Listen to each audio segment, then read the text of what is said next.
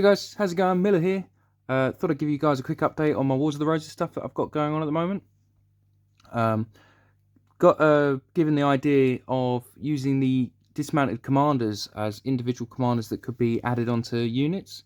So say when you've got a commander like, for instance, I've done Edward IV here, and if he's deciding to attach to a unit, as opposed to having a command stand next to it, I can just add him in to whatever unit he wants to join onto and take out the commander for whichever one, and do so that these commanders add on to each unit. And these are the dismounted commanders that you get from the Perry's website. So we've got Lord Falkenberg, Lord Hastings, Edward IV, or could just be used as Edward of Marsh, Warwick, Duke of Gloucester, which was Richard, Edward's brother, would soon become Richard III, and Salisbury. Really fun to do. I've not done very many livery coats before, so it's quite nice to paint these up. These are supposed to be like a lion rampant on the back of Salisbury in the blue.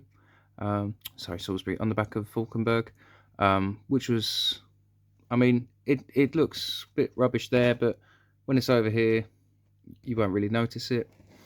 And then again on Salisbury is meant to have a green eagle, which isn't too great, I will admit, but for a first real attempt at trying to do livery colours, or not liveries but coat of arms on tabards, I'm pretty tough with it.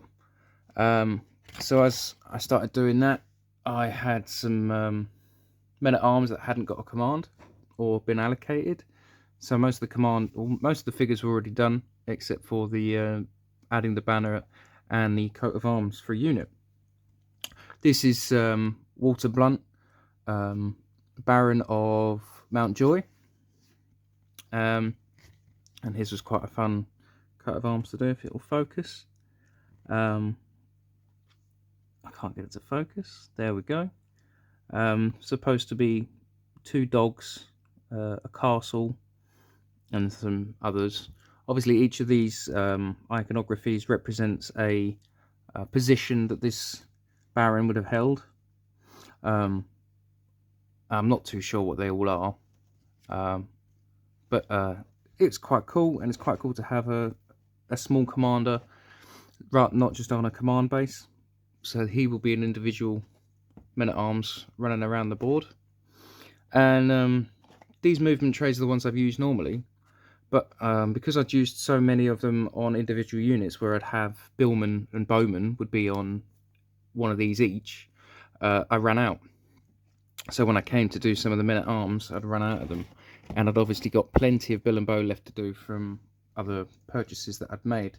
So I've now gone back to using the large ones that I'd bought initially to do it this way, so that I've got the billmen in the centre and the bows on the flanks.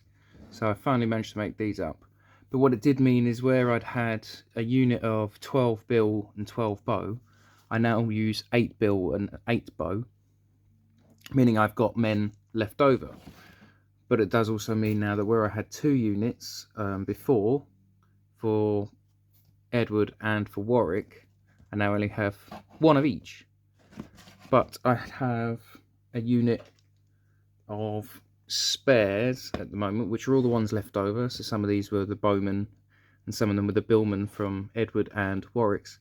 So now I'm just going to paint up a command, and then I might change a couple of these out for livery colours, or guys with tunics with a livery on it, and choose who to make them. I've meant to have one for Hastings, so maybe I'll do Hastings, or maybe Norfolk, but we'll see. See what I fancy doing. I've got the flags from Frizzy Waters to do all of them, but they're a lot better. They're a lot wider than the others. I mean, obviously these are the other ones that were before. I mean, you have an extra 4 men on them, but I'll just use these ones for men at arms, or for skirmishing units like my Burgundian crossbowmen or handgunners, or like I said, the men at arms. Excuse me.